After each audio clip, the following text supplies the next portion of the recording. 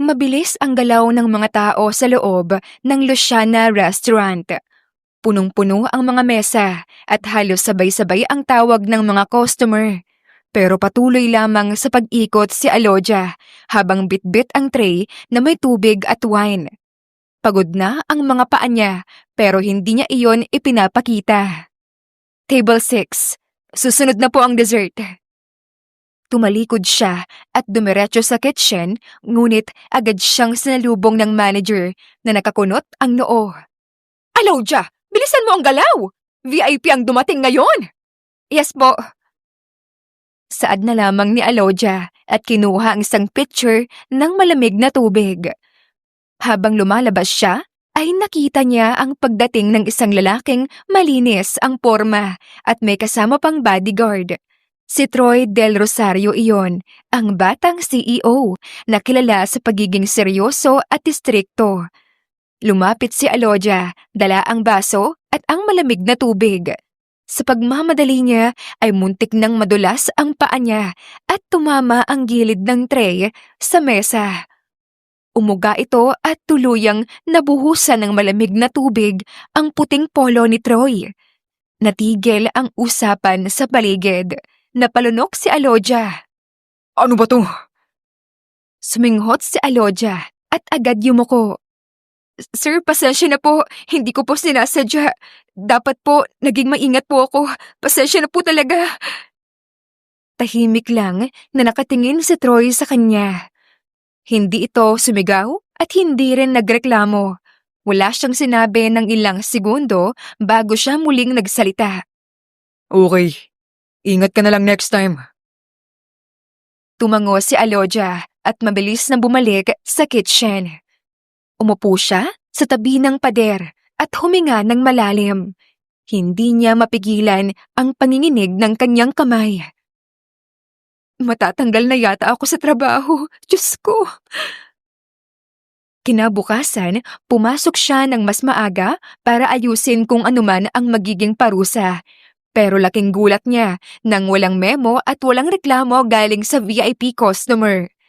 Nagpasalamat siya, ngunit hindi niya mapigilan ang pagtataka. Samantala, si Troy ay nasa loob ng sasakyan, hawak ang polo na natuyo na, pero kita pa rin ang mantsa. Hindi siya galit. Sa totoo lang, naisip pa rin niya ang boses ni Alodia. She apologizes straight. Walang paligoy-ligoy.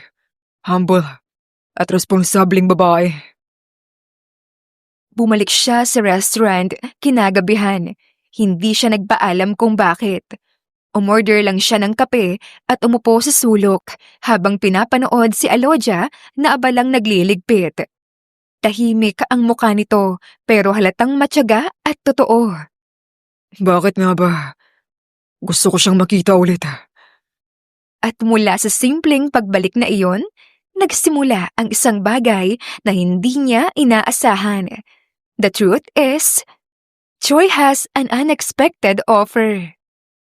Ilang araw ang lumipas at hindi maintindihan ni Alodia kung bakit paulit-ulit na bumabalik si Troy sa restaurant. Umuupo lang siya sa parehong sulok. Minsan kapilang ang in-order, pero halatang may hinihintay. Hindi niya alam na ang inaantay ay siya pala. Habang nagliligpit si Alodia ng mga plato, napansin niyang nakatingin si Troy sa kanyang direksyon. Namamalikmata lang ba ako? O talagang nakatingin sa akin yung poging VIP na to? Bulong ni Alodia sa sarili. Dahil sanay siya sa mga customer, ngumiti lamang siya at nagpatuloy sa trabaho. Si Troy naman ay nagkunwaring abala sa telepono kahit ang totoo niyan ay minamasdan niya ang paraan ng paggalaw ni Alodia na simple pero maingat. Isang gabi, papalapit na si Alodia sa counter nang marinig niya ang manager na pinapaalalahanan siya kahit wala naman siyang nagawang mali. Alodia, ano ba yan? Kanina ka pa mabahagal? Ang dami pang gagawin, no? At alam mo naman na maraming VIP ang darating ngayon ulit. Tahimik lang na tumango si Alodia. Ramdam niyang pagod na siya, pero hindi siya kumukontra.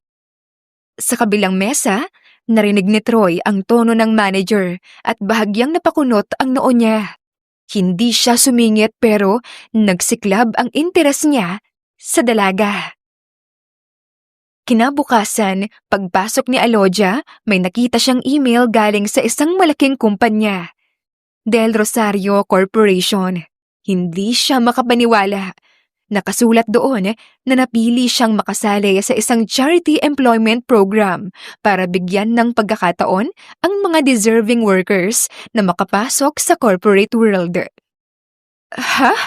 Ako? Hindi niya alam kung paano siya napili, pero kailangan niyang subukan. Nag-apply siya at ilang araw lang ay tinawagan siya para sa final interview. Sa mismong araw ng interview, nakatayo siya sa lobby na nanginginig sa kaba. Modernong gusali iyon at hindi niya maipaliwanag kung bakit parang pakiramdam niya ay hindi siya roon nababagay. Pagdating niya sa interview room, halos malaglag ang bag niya nang makita kung sino ang nakaupo sa dulo ng mesa. Good morning, Alodia. Nanlaki ang mata ng dalaga. Hindi niya alam kung tatakbo ba siya palabas o uupo na lamang dahil nahihiya siya sa huli nilang pagkikita. Napaupo siya habang pilit na pinapakalma ang kanyang dibdib. Sir, hindi ko po alam na kayo ang... Ako ang nag-recommend. Nakita ko ang dedication mo. Sa restaurant pa lang, kitang-kita na. Hindi makapagsalita si Alodia. Hindi niya alam kung ano ang isasagot, kaya't umiling na lang siya at nagbigay ng simpleng ngiti. Kompleto ang proseso ng interview, pero halatang ayos na si Troy sa performance niya. Pagsapit ng hapon, nakatanggap si Alodia ng tawag na tanggap siya bilang admin assistant. Halos maluha siya sa saya. Ito ang trabaho na hindi niya inaasahang mapapasukan niya. Mas malaki ang sweldo at may chance siyang umangat. Thank you po, Lord. Hindi ko po ito kakayanin kung hindi dahil sa inyo. Promise po, gagalingan ko. Bulong niya sa kanyang sarili at halos maiyak na sa tuwa. Sa unang araw niya sa opisina, halatang hindi siya komportable. Moderno ang mga mesa at computer at halos lahat ng tao mabilis kung kumilos. Umupo siya sa maliit na cubicle at tinitigan ang mga files na hindi niya maintindihan. Ay naku, paano ko ba sisimulan to? Lumapit si Troy para tingnan ang ginagawa niya at nakangiting nagtanong. May kailangan ka ba? Kailangan mo ba ng tulong, Alodia? Sir, pasensya na po. Medyo naninibago lang talaga ako. Okay lang. Matututo ka din. I believe in you. Napayuko si Alodia pero hindi niya maitago ang munting ngiti. Nang araw din na iyon, tinuruan siya ni Troy kung paano ayusin ang emails at reports. Abala sila sa harap ng computer pero paminsan-minsan napapatingin si Troy sa dalaga na seryosong nagtatype. Pag-uwi ni Troy sa kotse, kinagabihan, hindi niya maiwasang mapangiti. She learns fast. Talagang hindi siya katulad ng iba. At doon nagsimulang mabuo ang hindi niya inaasahang paghanga. Lumipas ang 2 linggo at unti-unti nang nasanay si Alodia sa trabaho. Kahit nahihirapan siya minsan ay hindi siya sumusuko. Isang tanghali, napansin ni Troy na hindi umaalis si Alodia sa cubicle niya kahit lunch break na. Lumapit siya dala ang sariling lunchbox na gawa ng kanyang personal assistant tuwing umaga. Alodia, bakit hindi ka pa kumakain? Break mo na, di ba? Napatingin si Alodia at mabilis na nag-ayos ng mga papel. Ay oo nga po sir, maya-maya na po, kailangan ko lang pong tapusin tong report. Umiling si Troy habang pinagmamasdan siya. Kita niyang pagod na ito pero pilit na nagpapakasipag ang dalaga. You need to eat. Hindi pwedeng trabaho lang ng trabaho.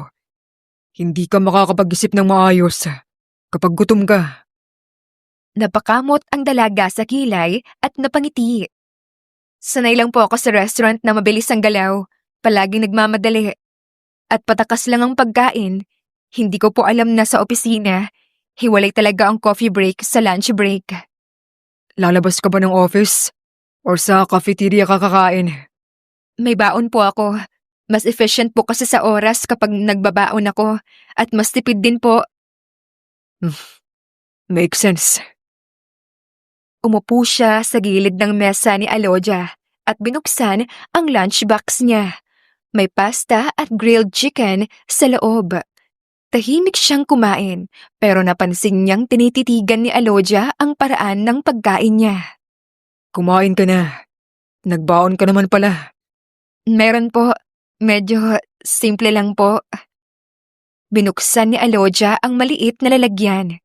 Isang pirasong fried egg at 2 pirasong longganisa na halatang minadali niyang iniluto bago pumasok. Meron din siyang kaunting kanin na may tutong pa nga.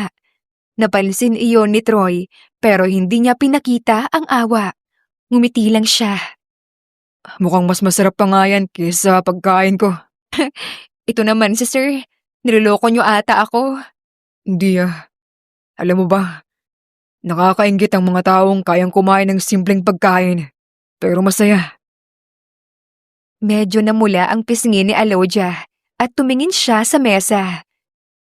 Ganto lang po talaga ang nakasanayan namin. Tahimik silang kumain. Tanging maliit na ingay mula sa mga keyboard ang maririnig. Ilang segundo pa, nakatingin si Troy sa pagkain ni Alodia at hindi sinasadyang humaba ang tingin niya sa dalaga. Alodia, Po, sir. kung may kailangan ka, kahit ano, sabihin mo lang. Nandito lang ako. Hindi alam ni Alodia kung bakit tila naging malambot ang boses ni Troy. Para bang hindi siya kausap ng isang CEO, kundi ng isang taong tunay na nagmamalasakit. Salamat, sir. Hindi po ako sanay na may boss na ganyan. Ako rin, hindi ako sanay na may staff na katulad mo. And I know I made the right decision. Nagtagpo ang tingin nila. Sandaling natigil ang oras. Hindi iyon romantic confession, pero may kakaibang init sa pagitan nila. Hindi sila nag-usap ng malalim, pero ramdam nilang pareho ang gaan ng sandaling iyon. At iyon ang unang tanghali na sabay silang kumain. Tahimik, simple, pero puno ng hindi inaasahang lambing. Ano bang meron dito kay Sir? Bakit parang tumitigil ang paghinga ko sa tuwing nakikita ko siya? At kapag kausap ko naman siya, ay sobrang bilis naman ng tibok ng puso ko. Nakakaloka. Crush ko na ba siya? Bulong niya sa sarili. Lumipas ang mga araw at lalo pang lumalim ang pagiging komportable ni Alodia sa trabaho. Kapag may report na mahirap, ay laging nasa kanyang tabi si Troy para gabayan siya. Kapag lunch break naman, ay hindi na kinakailangan pang imbitahan si Alodia dahil kusa na siyang nauupo sa maliit na mesa malapit sa office ni Troy. Isang hapon, naglalagay si Alodia ng files sa cabinet nang mapansin niyang papalapit si Troy. Hindi ito kasing seryoso tulad ng dati at parang may iniisip na mabigat pero masaya.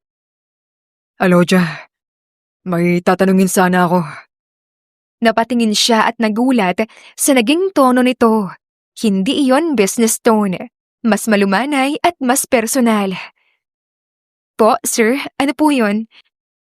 Huminga na muna si Troy bago magsalita. May hawak siyang maliit na imbitasyon na kulay itim at ginto. May charity gala sa Friday. Kailangan kong umattend dahil host ang kumpanya. Actually, compulsory siya for executives. Good luck po, sir. Sana hindi stressful. Hindi yun ang problema. Ang kailangan ko ay +1. Required din yun. Ayoko namang ma-blind date ng board.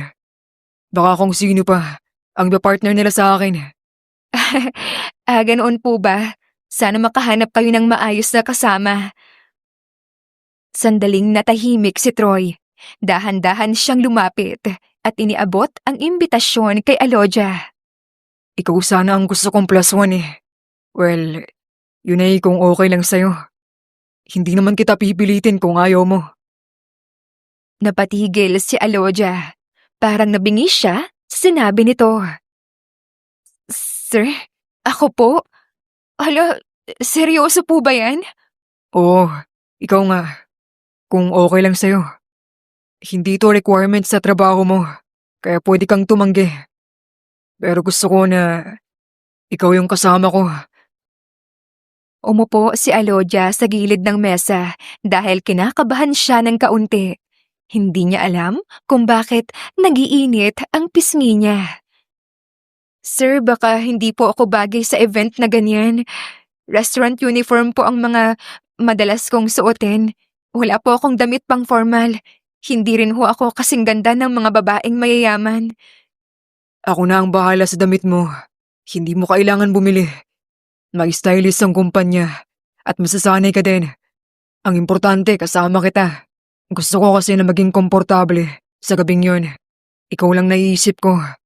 Kapag ibang babae ang sinama ko, ay baka maging uneasy lang ako at hindi maging komportable. Sa totoo lang, hindi ko rin maipaliwanag kung bakit pero magaan ang loob ko sa'yo at kampante ako sa'yo. Salamat naman po. Napababa ang tingin ni Alodia. Hindi niya alam kung papaano iyon sasagutin. Hindi pa naman sila magkahulugan ng loob ng lubos, ngunit ramdam na ramdam niya ang pakikipaglapit ni Troy. Sir, sigurado po ba kayo? Sobra. Nahimasmasan si Alodia at napangiti ng mahina. Sige po, pupunta ako. Bahagyang natawa si Troy dahil kita ang pagod at hiya sa boses ng dalaga. Thank you, Alodia. I really appreciate it. And again, take care of everything. Habang papalayo si Troy ay may ngiti siyang hindi niya mapigilan. Si Alodia naman ay nakaupo pa rin hawak ang imbitasyon. Grabe, paano na to? Nakakakaba naman pero sobrang nakakakilig. Nakakatuwa na ganoon pala ang pakiramdam niya kapag kasama niya ako. Pero kahit na kinakabahan siya, hindi niya maitago ang munting kilig na sumisiksik sa kanyang dibdib. At doon nagsimula ang unang gabi na hindi na simpleng boss at empleyado ang tinginan nila. Pagkatapos ng shift, umuwi si Alodia na tila lumulutang pa rin sa hangin.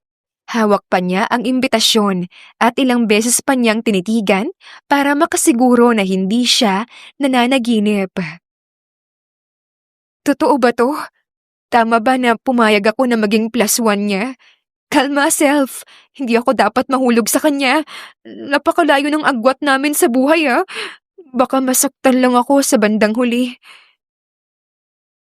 Ang paulit-ulit niyang paalala sa kanyang sarili.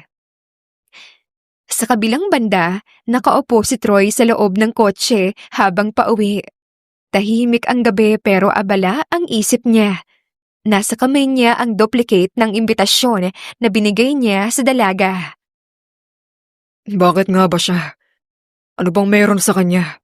At parang hindi ko mapigilang mahulog sa kanya. Well, maganda siya. Mabait, simple, at sobrang maasikaso. Kahit naman siguro sino mai-inlove sa kanya. Hindi niya alam kung kailan nagsimula. Baka noong nabuhusan siya ng tubig o baka noong nagbaon ito ng simpleng pagkain at ngumiti sa kanya. Baka noong nakita niyang humihingi ito ng tawad nang hindi nanginginig o nagsisinungaling. She makes things feel lighter. Sabi niya sa kanyang sarili. Hindi sanay si Troy sa pakiramdam na may inaantay siyang message o may gusto siyang makita kinabukasan. Pero ngayong gabi, malinaw ito. Gusto niyang makita si Alodia at gusto niyang siya ang kasama niya sa gabing iyon. The night before the event, gabi bago ang gala, hindi mapakali si Alodia sa higaan. Baligtaran ang unan at paulit-ulit niyang tinitingnan ang phone. Biglang nag-vibrate ang phone niya. Alodia, are you still awake? Kinabahan siya at mabilis na nag-reply. Opo sir, gising pa. Agad na tumawag si Troy. Mabilis niyang sinagot iyon. Kinakabahan ka ba para bukas? Opo sir, baka pumadulas ako o mali yung isuot ko o kung ano man. Hindi po ako sanay sa ganoong event. Sandaling natahimik si Troy bago nagsalita ng mas malumanay kesa dati. Alodia, relax. Ako ang kasama mo. Ako ang bahala sa'yo. Hindi ko mapapahiya. Hindi agad nakasagot ang dalaga dahil parang lumuwag ang dibdib niya sa narinig. Kung may kailangan ka, sabihin mo lang. Ang gusto ko lang ay maging komportable ka bukas. Salamat sir, sobra. Good night, Alodia. See you tomorrow. Good night sir. Pagkababa ng tawag, napahawak ang dalaga sa kanyang dibdib. Pagkatapos, ay niyakap niya ang cellphone niya. Bakit parang ang bilis ng tibok ng puso ko? At doon niya na-realize na hindi lang kaba ang nararamdaman niya, kundi isang bagay na mas malambot at mas masarap. Kilig. At marahil nagsisimula na siyang mahulog. Kinabukasan, halos hindi makahinga si Alodia habang nakaupo sa isang maliit na sofa sa styling room ng kumpanya. Inaayusan siya ng makeup artist at inayos ng stylist ang buhok niya. Nakasuot siya ng simpleng kulay champagne na gown na hindi sobrang revealing pero ang ganda ng hulma sa kanyang katawan. Mamahaling tignan, malinis at elegante. Sir, baka naman masyado itong magarbo. Sinabi ng artist na hindi naman daw OA ang dating. Sakto lang. Malinis at presko sa mata. Pati nga ang stylist ay nagulat sa kagandahan niya matapos maayusan. Huminga siya ng malalim. Hindi niya na makilala ang sarili sa salamin. Para siyang ibang tao. Ako ba talaga to? Parang ang ganda ko naman ata masyado. Malakas na sabi niya sabay tawa. Pagkatapos ng ilang minuto, kumatok si Troy at bumukas ang pinto. Nakasuot siya ng kulay itim na sobrang linis tingnan. Pagpasok niya, tumigil ang lakad niya nang makita si Alodia. Parang hindi siya makahinga. Alodia. Hindi iyon boses ng CEO. Hindi iyon boses ng boss. Boses iyon na para bang isang simpleng taong namamangha. Sir, okay lang po ba? Hindi po ako sanay sa ganito. Lumapit si Troy na parang nalimutan ang lahat sa paligid. Maingat niyang inayos ang strand ng buhok sa gilid ng noo ni Alodia. You look perfect. Napalunok si Alodia at hindi niya alam kung saan ibabaling ang tingin. Kinuha ni Troy ang maliit na luxury bag at iniabot sa kanya. Ready ka na? Nariyan na ang kotse sa ibaba. Habang naglalakad sila palabas, naramdaman ni Alodia ang init ng palad ni Troy na bahagyang humawak sa likod niya.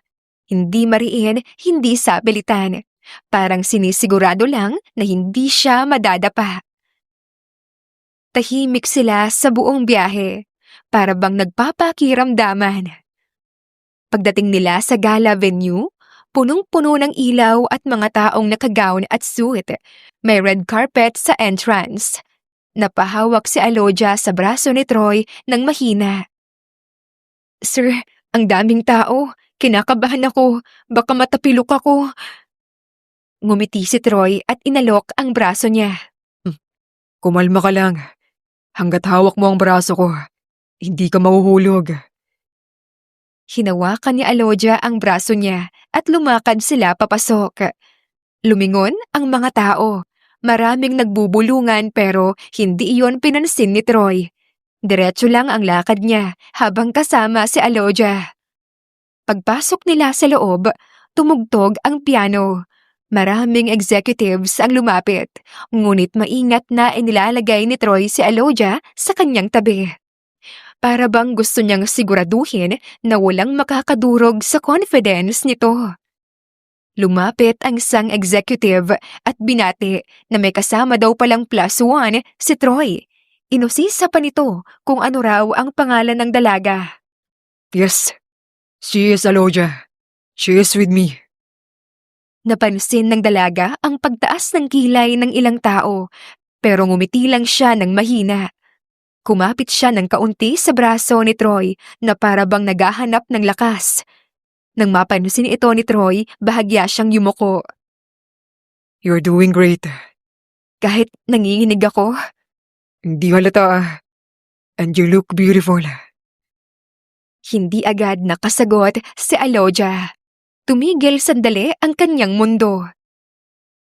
Habang lumalakad sila patungo sa table nila, biglang tumugtog ang slow music sa stage. Maraming couples ang nagsimulang maglakad patungo sa dance floor. Tumingin si Troy kay Aloja. Ang gusto mong sumayaw? Sir, hindi po ako marunong sumayaw sa ganitong klaseng event. Hindi naman kailangan magaling. Sundan mo lang ako. Inabot ni Troy ang kamay niya, maingat, mainit at sigurado. Hinawakan iyon ni Aloja kahit nanginginig ang dulo ng mga daliri niya. Bumaba sila sa dance floor at dahan-dahan siyang inalalayan ni Troy. Hawak ng isang kamay ni Troy ang kasama niya at ang isa ay marahang nakalagay sa likod niya. Si Aloja naman ay nakahawak sa balikat nito.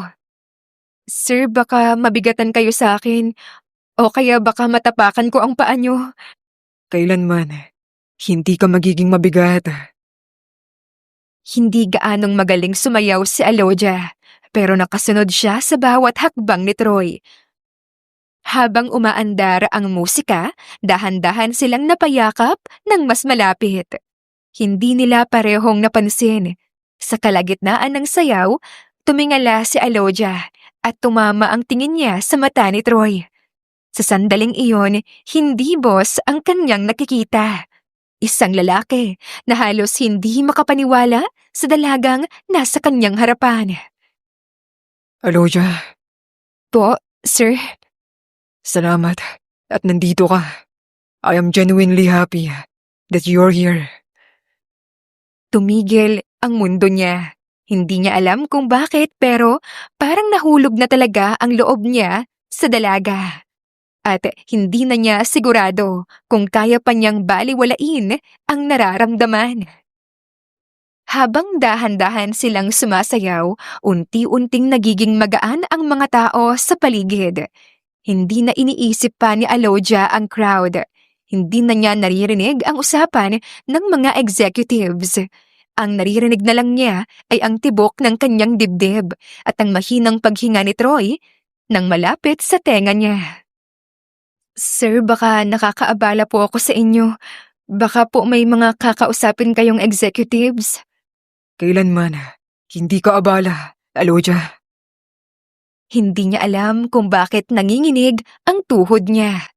Pero ramdam niya ang higpit ng hawak ni Troy na parang ayaw siyang pakawalan. Nagtagpo ang mga mata nila at sandali silang napahinto. Para bang may mangyayaring hindi nila mapigilan. Pero may tumikhim sa paligid. Isang matangkad at sexing babae ang biglang lumapit. Naka-silver gown at halatang sanay makakuha ng atensyon. Si Claudine, hawak niya ang wine glass habang nakapamewang at hindi talaga nagtatago ng pangungutya. Well, well, well. Ang tahimik na CEO pala ay marunong ding pumili ng +1. Napatigil si Aloja at bahagyang umatras pero hinawakan siya ni Troy sa likod para hindi mailayo ang sarili. Claudine, what do you need? Medyo natawa si Claudine pero hindi maganda ang tunog. Nothing, Troy. Nagtataka lang ako. Maraming business partners na pwedeng isama. Pero ibang level ah. Parang staff mo na lang talaga ang napili mo. Isang staff lang. Hindi nakapagsalita si Alodia. Para siyang nanliliit. Napayuko siya at kumapit sa braso ni Troy ng mahina. Ramdam iyon ng binata. She is my guest. That's all you need to know. Hindi siya isang staff lang. Sige, kung yan ang gusto mo. Pero sana, aware si Alodia. Sana, aware siya sa mga chismis na lumalabas. Anong rumors yan? Ay, hindi mo alam, Troy? Ang bilis kumalat ng balita. Alam mo yan. Sinasabi ng iba na ginagamit ka raw niya para umangat. You know, charity program. Tapos +1 na agad sa gala. Ang lakas maka-social climbing. Para bang gold digger ba? Halos mabitawan ni Alodia ang kamay ni Troy. Tumigas ang mukha niya at bumaba ang tingin. Para siyang biglang nahulog mula sa mataas na lugar. Sir, baka po, totoo yung sinasabi nila. Umiwas na lang po tayo para huwag madungisan yung pangalan ninyo. Alodia, huwag mong pagkikinggan yan. Alam mo, Troy, kailangan mong maging maingat. Mukha naman siyang mabait, pero come on, alam nating lahat na hindi siya belong dito. Naramdaman ni Troy ang paghigpit ng hawak ni Alodia sa dress niya. Parang gusto nitong lumayo. Anyway, enjoy the night. Don't worry, Alodia. Hindi naman masama ang mangarap ng mataas. Ingat lang ha kasi baka lumagapak ka. Tumalikod na si Claudine at tumawa pa ng bahagya bago tuluyang umalis. Naiwan sina Troy at Alodia na tahimik sa dance floor habang nagpapalit ng tempo ang musika.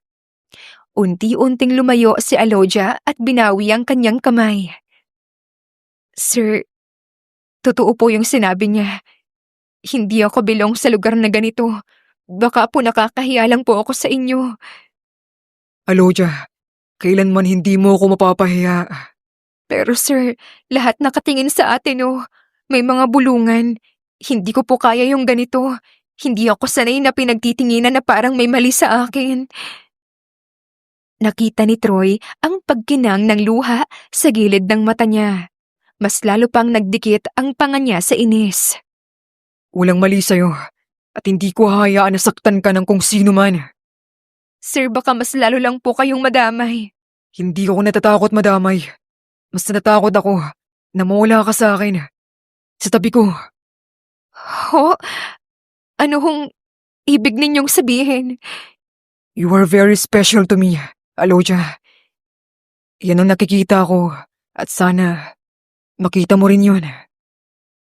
Napasikip ang dibdib ni Alodia at tumalikod siya para huminga. Tumulo ang isang luha bago niya napigilan. Sir, pasensya na po. Kailangan ko lang po ng hangin. Lalabas lang po ako sandali. Hindi na siya naghintay ng sagot. Lumakad siya patungo sa labas ng hall. Hindi tumatakbo pero mabilis ang hakbang. Hindi niya alam kung iiyak ba siya, hihinga lang ng malalim. Basta kailangan niya ng space. Si Troy naman napatigil sandali bago mabilis na sumunod. Wait for me, Alodia. Mahinang saad ni Troy. Hindi niya hahayaan na umalis ang dalaga ng mag-isa. Hindi ngayong nasaktan siya dahil kay Claudine. Hindi ngayong siya mismo ang dahilan kung bakit ito nasasaktan. Lumabas si Alodia sa malawak na hallway ng hotel. Tahimik doon kaya't mas malinaw ang pagtama ng takong niya sa sahig. Hawak niya ang laylayan ng gown at pilit na pinipigil ang luha. Hindi niya kayang manatili sa loob. Hindi niya kayang marinig ang mga bulungan na para bang sarili niya ang mali. Pagdating niya sa may malaking bintana, tumigil siya at huminga ng malalim. Pero kahit anong pigil ay tumulo pa rin ang luha niya. Ano bang ginagawa ko dito? Dapat talaga hindi na ako sumama eh. Tama naman si Claudine. Hindi ako nababagay dito. Sumandal siya sa dingding. Nakapikit. Masakit sa dibdib na parang binubunot. Ilang sandali pa, may narinig siyang papalapit na mabilis na hakbang. Paglingon niya ay naroon na si Troy. Halos malalim ang paghinga nito dahil nagmadali itong sumunod. Aloja, please. Look at me. Umiling si Aloja at pinahid ang luha. Sir, wag na po. Nakakahiya. Mas mabuti pong bumalik na kayo sa loob. Baka po, hinahanap na kayo doon. Lumapit si Troy at maingat niyang hinawakan ang kamay ni Aloja. Hindi niya ito hinila, hinawakan lang. Sapat para maramdaman ng dalaga na hindi siya nag-iisa. Hindi ako babalik hanggat hindi ko okay. Sir, hindi ko po kaya yung sinabi ni Claudine. Parang lahat totoo. Parang ginagamit ko nga kayo. Humigpit ang hawak ni Troy. Hindi galit kay Aloja, kundi galit sa lahat ng nanakit sa kanya. Aloja, hindi ka manggagamit. Hindi mo kailangan gamitin ng kahit na sino. Napasok ka sa kumpanya dahil deserving ka. Nandito ka ngayon dahil gusto kong kasama kita. Hindi dahil naawa ako o dahil ginagamit mo ako. Pero sir, ang tingin nila sa akin mababang tao. Hindi ako kagaya ng mga babae dito.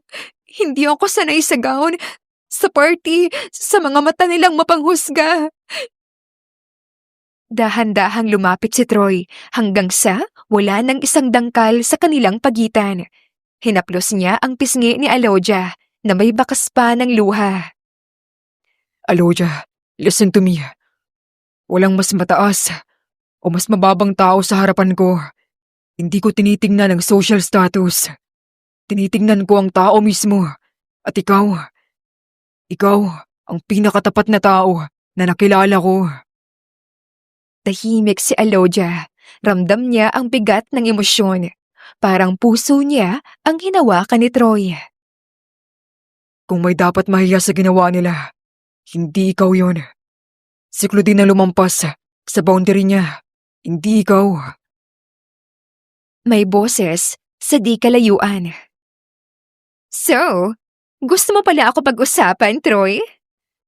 Nilingon nila ito pareho. Nakatayo si Claudine, ilang metro lang ang layo, at hawak ang wine glass. Halatang wala na siyang pakialam kung sino ang makarinig. Lumingon si Troy pabalik kay Aloja, bago hinarap si Claudine. Malinaw ang boses niya, walang puwersa pero may bigat. Tama na, Claudine. That's enough. I'm just saying the truth. She doesn't belong here. At sino nagsabi na ikaw ang magde-decide? Kung sino ang dapat na nasa tabi ko? Natahimik si Claudine, saglit, ngunit hindi siya umatras. Troy, you're being irrational. She is just. Hindi natapos ang pangungusap niya. Isang taong may respeto sa sarili. Isang tao na hindi nagsisinungaling. Isang taong may puso. Kaysa sa marami dito. At oo, mas gusto kong kasama siya kaysa sa kahit na sino sa inyo. Parang may nabasag sa muka ni Claudine. Hindi niya inaasahan ang harapang sagot ni Troy. So, ganyan ka na ngayon? CEO ka pero pinipili mo ang waitress kesa sa dignidad ng kumpanya? Kung ang tinutukoy mong dignidad ay ang pagsisinungaling, pamimintas at pangapi, mas pipiliin kong kasama si Aloja. Hindi ako magpapagamit sa maling pagtrato sa tao. Natahimik ang buong hallway. Slowly, bumaling si Troy kay Aloja at marahan niya itong hinawakan sa balikat. Let's go. Hindi mo kailangan makinig sa kanya. Nakatitig lamang si Aloja sa kanya. Hindi siya makapaniwala na ipinagtanggol siya ni Troy ng ganito. Ngayon lamang niya naramdaman ang ganoong level ng pag-aalala. Sir, salamat. Hindi ko kaya makita ka na nasasaktan. Sa sandaling iyon, parang sumara ang lahat ng bintana at sila lang ang naiwan. At doon ay unti-unting nabuo ang isang bagay na hindi nila planado. Ang tiwala. At ang simula ng pag-ibig. Lumipas ang 2 araw matapos ang gala, hindi pa rin naaalis sa isip ni Alodia ang pag-amin ni Troy. Hindi niya alam kung saan sila nakatayo, pero isang bagay ang klaro. Hindi ito katulad ng dati. Nasa opisina si Alodia nang biglang dumating si Troy sa cubicle niya. Hindi formal ang mukha nito katulad ng dati. Mas relax at mas personal. Alodia, Napatingin si Alodia at agad siyang kinabahan dahil hindi niya alam kung ano ang sasabihin nito. Po, sir? may gusto sana akong itanong. Ano po yun, sir? Huminga si Troy ng malalim bago nagtanong ng diretsyo. Can I take you out? As in, tayo lang. Hindi business, hindi work, kundi date. Nanlamig ang dulo ng daliri ni Alodia. Hindi niya alam kung paano siya uupo nang hindi nanginginig ang tuhod niya. Sir, date po? Kung okay lang sa'yo, hindi ako namimilit.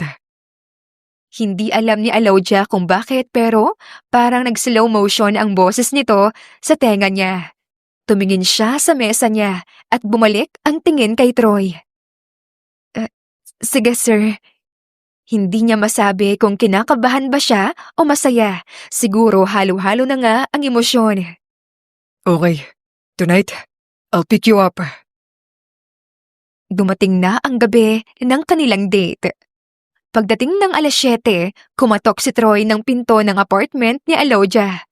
Binuksan niya yon at nagulat si Troy nang makita siyang nakasimpleng white dress na hanggang tuhod.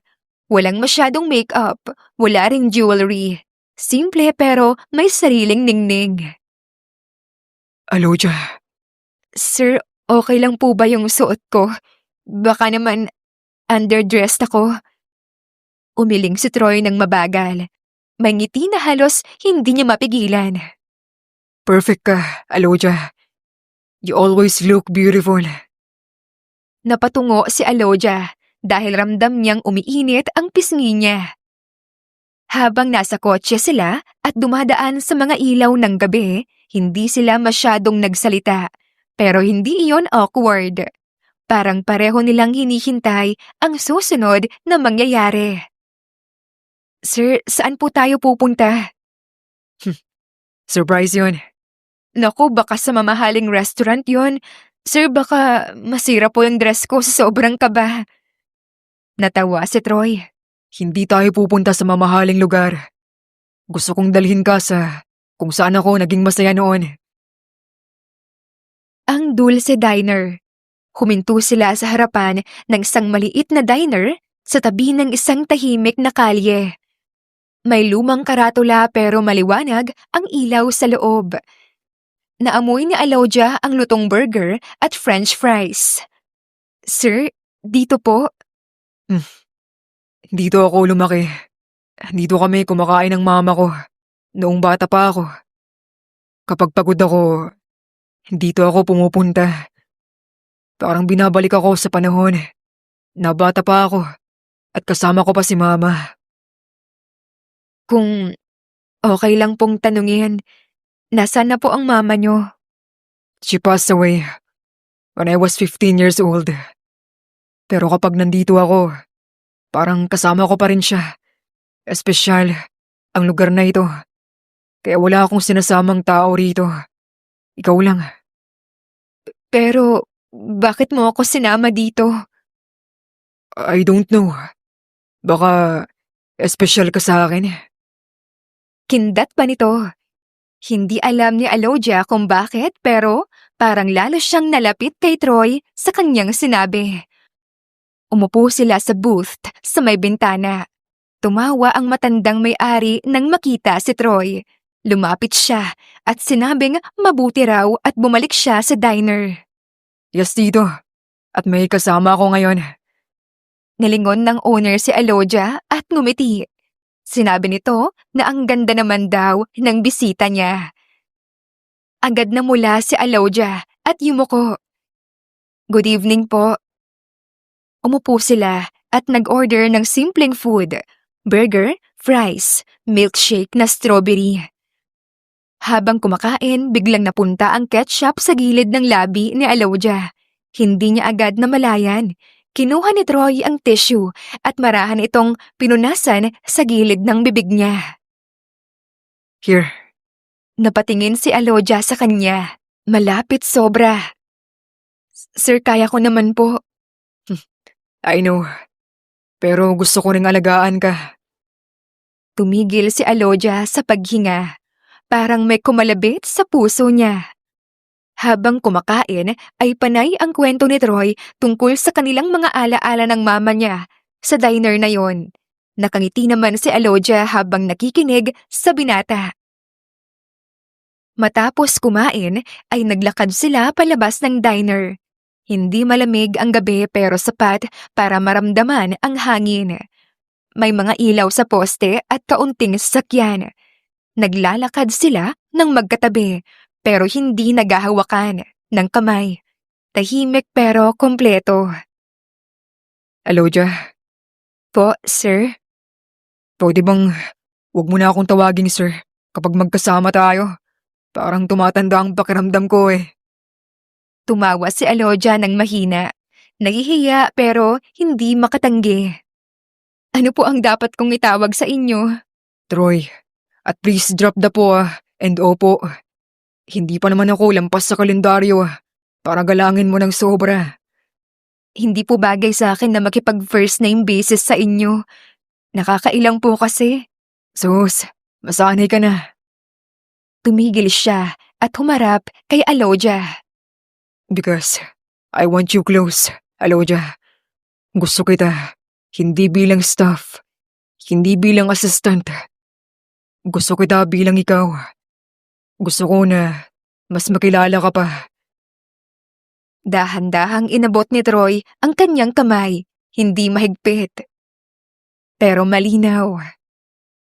Kung papayag ka, this is our first date sana, as future couple. Gusto kong magkaroon ng second. Hindi agad nakasagot ang dalaga, pero hindi niya binawi ang kanyang kamay at hindi rin umatras. Gusto ko rin naman.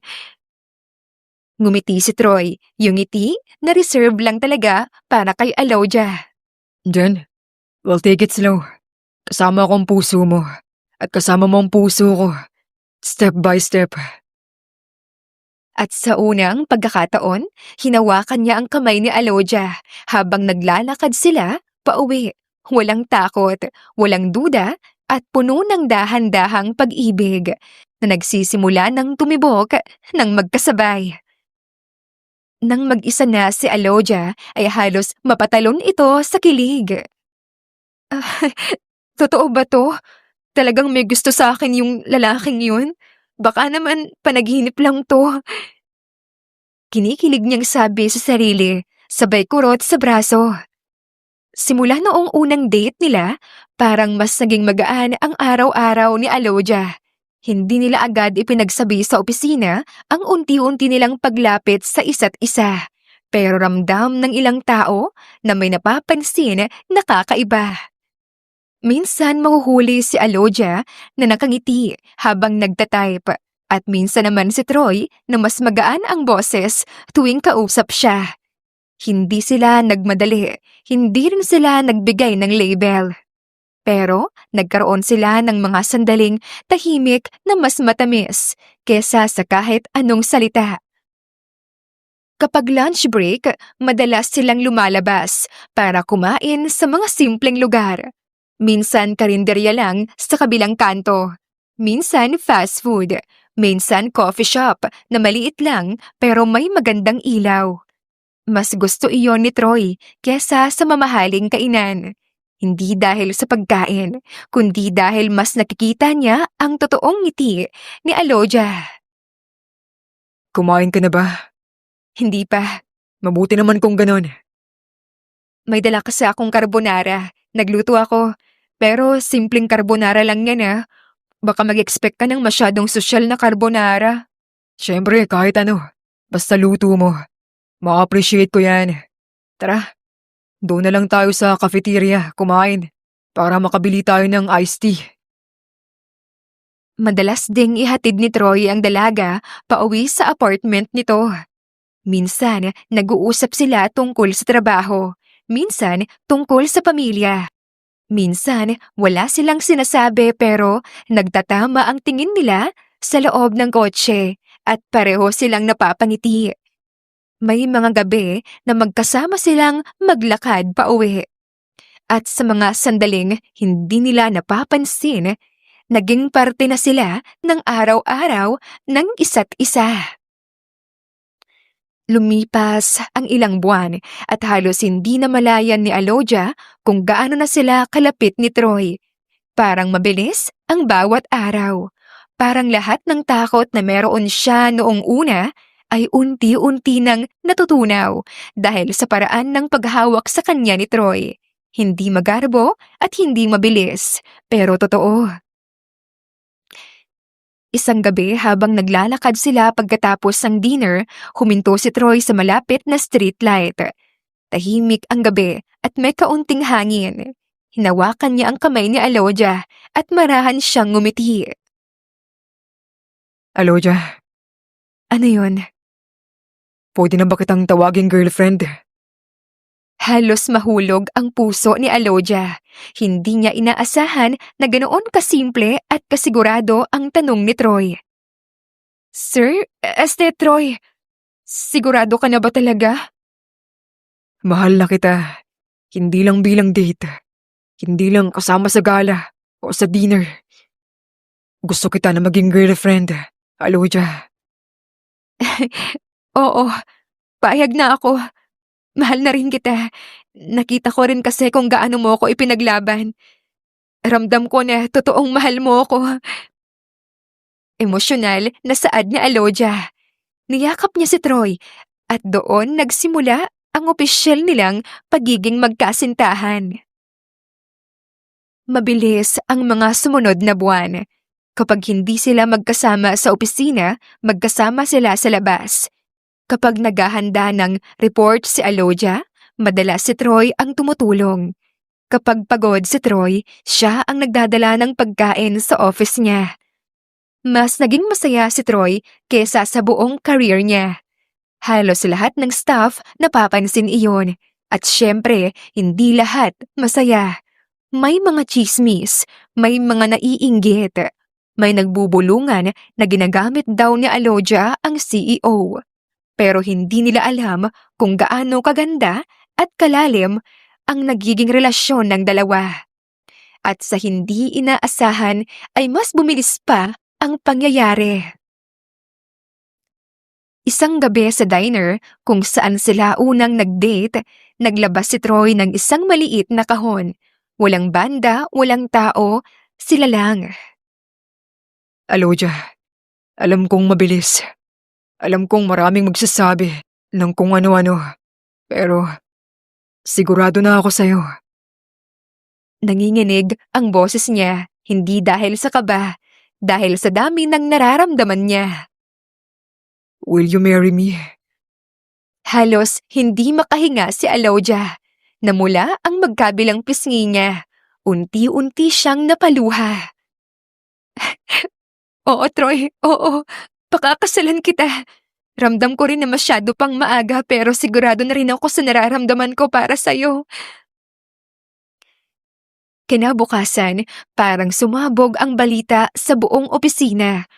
May mga nagsasabi na mabilis raw na ma-engage ang CEO. Baka daw nagayuma. May ibang nagsasabi naman na bakit yung assistant niya ang pakakasalan niya. Ang iba naman ay nagsasabi na ang bilis naman daw nila magpakasal at baka daw buntis na si Alodia. Hindi nila kayang pigilan ang pagbubulungan. Hindi nila kayang pigilan ang inggit. Pero sina Alodia at Troy ay nanatiling tahimik. Hindi nila kailangang patunayan ang pagmamahala nila sa mga taong ayaw maniwala.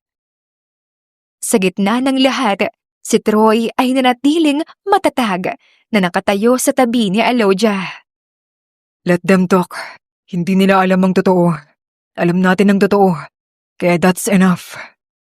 At si Alodia, kahit takot, kahit nasasaktan sa mga salita ng iba, hawak pa rin ang kamay ni Troy. Dahil sigurado siya. Dahil minahal siya ni Troy, hindi dahil sa trabaho, hindi dahil sa ganda, hindi dahil sa awa. Minahal siya nito dahil siya si Alodia. At iyon ang pinakamahalaga. Mas lalo pang naging maingay ang opisina habang papalapit ang engagement announcement ni Troy at Alodia. Kahit hindi nila ipinagsisigawan, hindi nila mapigilang kumalat ang balita. Lalo na at CEO si Troy at simpleng admin assistant lang si Alodia. Isang araw, naabutan ni Troy na umiiyak ang dalaga. What happened? Umiling si Alodia habang nagpupunas ng luha. Wala. Ako lang ang problema. Lumapit si Troy at marahan niyang inikot si Alodia para humarap sa kanya. Alodia, tumingin ka sa akin. Hindi ikaw ang problema. Yung mga tao ang problema. Hindi nila naiintindihan ang relasyon natin. Hindi dahilan yun para pagdudahan mong sarili mo. Bakit ba ang dami nilang sinasabi? Parang mali na minahal kita. Parang masama na pumayag ako. Walang mali sa minahal mo ako. At walang mali sa minahal kita. Pero ang bilis daw. Ang dali daw. Baka raw ginagamit lang kita. Humigpit ang panga ni Troy. Narinig ko na rin yan. Pero hindi ko papayagan na saktan ka ng mga salita nila. Kung kailangan kong ipagtanggol ka, sa buong kumpanya gagawin ko. Pero higit sa lahat, gusto kong malaman mo na I choose you. Hindi dahil sa posisyon mo. Hindi dahil sa kung anong meron ka. Pinili kita dahil ikaw si Alodia. Pero, Alodia, ako ang CEO dito. Ako ang nakakaalam kung ano nakakasira sa image ko. At hindi ikaw yun. napakapit si Alodia sa suit niya. Ramdam niya ang tibok ng dibdib ni Troy. Ramdam niya ang katatagan na hindi niya kayang bitawan. If anyone here has a problem with us, they can talk to me. Hindi ikaw ang dapat magdala ng bigat. Ako dapat yun. Troy, At hindi mo ako dapat tawaging sir kapag ganito. Troy. Kinuha ni Troy ang kamay niya at hinawakan ang dalawang palad. We are in this together. Hindi kita iiwan kahit gaano karaming chismis ang kumalat. Hindi rin kita iiwan. At doon niyakap ni Troy si Alodia ng mahigpit. Hindi bilang boss, hindi bilang CEO, kundi bilang lalaki na handang tumayo sa kanyang tabi kahit ilang tao pa ang humusga. Kinabukasan, maingay ang opisina sa bulungan tungkol kay Alodia. Ramdam niya ang mga tingin kaya diretso siyang pumasok sa cubicle niya. Pilit iniiwasan ang chismis. Pagdating ni Troy, agad tinawag ang lahat sa lobby. Tahimik ang mga empleyado nang maglakad silang magkatabi. Hinawakan ni Troy ang kamay niya para palakasin ang loob. Tumayo si Troy sa harapan. Yes. Alodia and I are engaged. Nagbulungan ang lahat. I loved her. I pursued her. At hindi ko papayagang bastusin o siraan ninyo siya. Kung may problema kayo, sa akin kayo dumiretso. Alam kong marami kayong haka-haka at opinyon. I just want to say na mahal namin ang isa't isa. At wala akong pakialam sa estado ng isang tao. Laman ng puso namin ang importante sa akin. Tahimik ang buong opisina habang tinititigan sila ni Troy ng may tapang at sincerity. Pagbalik sa trabaho, hinila ni Troy si Alodia sa isang maliit na meeting room. Pagkapasok, ay marahan siyang hinawakan ni Troy sa pisngi. Okay ka lang ba? Parang sobra naman na yung ginawa mo. Ipinagtanggol mo ako sa lahat. Deserve ko ba yun? Niyakap siya ni Troy ng mahigpit. Hindi mo haharapin mag-isa. I am here. I won't leave you. Thank you Hindi ko alam kung bakit mo ako minahal ng ganito. Ikaw lang. Sapat na. Muli silang nagyakapan. Tahimik, totoo, at sabay haharap sa lahat. Pagsimula ng wedding preparation, halos araw-araw na silang may ginagawa. Venue visit, food tasting, meeting with the coordinator, at pagtingin ng mga design. Para silang real wind couple. Pero hindi ramdam ni Alodia na minamadali sila. Mas parang natural na umaagos ang lahat. Habang tinitingnan nila ang garden venue para sa ceremony, hindi maiwasang mapatingin ni Troy kay Alodia. Nakasuot lang siya ng simpleng blouse at jeans, pero nagliliwanag ang mukha niya habang inaabot ang mga simpleng bouquet. Alodia, bagay sa'yo ang peach roses. Ha? Bakit? Hindi naman ako mukhang peach. Mukha kang mas maganda kaysa peach. Napatigil si Alodia at tinapik siya ng mahina. Troy, nakakahiya. Hindi ako nahihiya. Mas lalo lang namula ang pisngi ni Alodia. Ang mga tao naman sa kanilang paligid ay kilig na kilig sa kaswitan ng dalawa. Habang nagfo-food tasting naman sila, sinubukan ni Alodia ang isang spoonful ng pasta at napangiwi siya. Ang alat. Bago pa niya mailuwa, inabot agad ni Troy ang baso niyang tubig. Here, baka sakaling mawala yung alat. Ang sweet mo talaga. Oo, at araw-araw ako na magiging sweet sa'yo. Napapikit si Alodia, hindi dahil sa pasta, dahil sa paraan ng pagpaparamdam sa kanya ni Troy kung gaano siya nito kamahal at kaimportante rito. Dumating naman ang araw ng fitting. Hindi dapat sumilip si Troy pero nagkataong dinala ng stylist ang final fabric sa holding area. Pagpasok niya ay nakita niyang nasa harapan ng salamin si Alodia. Suot ang simpleng puting gown na hindi masyadong bongga, pero ang linis tingnan. Tumigil si Troy. Parang napatigil ang mundo niya. Alodia. Troy, bawal. Hindi mo daw dapat nakikita ang gown ko. Pasensya na, pero hindi ako makahinga eh. Bakit naman? Lumapit si Troy at tiningnan siya na parang hindi totoo ang nakikita. Because you look like someone I don't deserve, but I will spend my whole life trying to. Hindi alam ni Alodia kung iiyak ba o tatawa. Kaya tiningnan na lang niya si Troy na may ngiti na hindi niya mapigilan. Nais ni Alodia na manatiling berhen hanggang sa araw ng kanilang kasal. Wala naman iyong problema kay Troy at pinakita nito kung gaano kataas ang respeto niya kay Alodia. Naniniwala raw kasi ang dalaga na mas maganda kung haharap ito sa bandana ng malinis at puro, pero tila sinusubok sila ng tadhana. Pagkatapos ng isang buong araw ng preparation, sabay silang umuwi gamit ang kotse ni Troy. Tahimik ang biyahe, hindi dahil awkward, kundi dahil pareho silang pagod pero masaya. Pagdating sa apartment ni Alodia, hindi pa sila bumaba kaagad. Tahimik silang nakaupo sa loob ng kotse habang tumutugtog ang soft instrumental sa background. Troy, ang dami pala talagang kailangan sa wedding, no? Oo, pero kahit gaano karami, worth it lahat. Because I am marrying you. Hindi na nakakibo pa si Alodia. Namilog lang ang mata niya at napatingin kay Troy. At doon sila nagtagpo ng mata. Malapit, tahimik at mainit.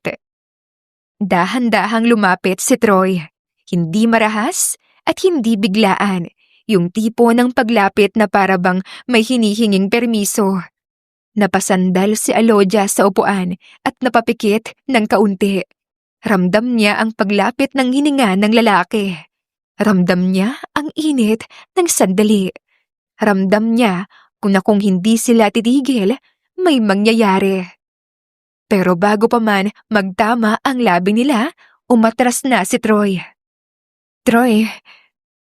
Huminga si Troy ng malalim, pinipigilan ang sarili. Kung itutuloy ko to, baka hindi ko na kayanin pang sarili ko na huminto. Hindi naman ako natatakot. Hinaplos ni Troy ang pisngi niya, hindi puwersado, pero marahan, puno ng respeto. Hindi ako gagawa ng kahit ano na hindi mo hinihingi o hindi ka pa handa. Kahit gaano ba kita kagusto.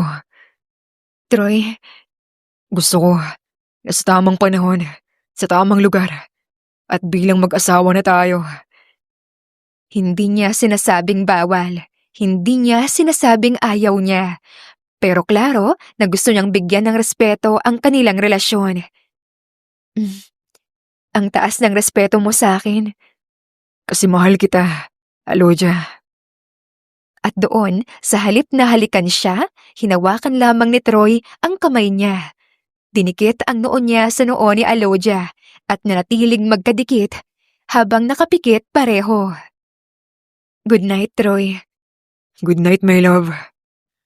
At bago pa bumaba si Alodia, hinawakan muli ni Troy ang kamay niya at hinalikan ni ito.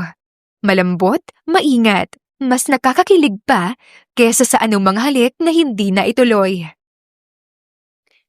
Pagkatapos ng ilang linggong wedding preparation, inimbitahan ni Troy si Alodia na makilala ang pamilya niya.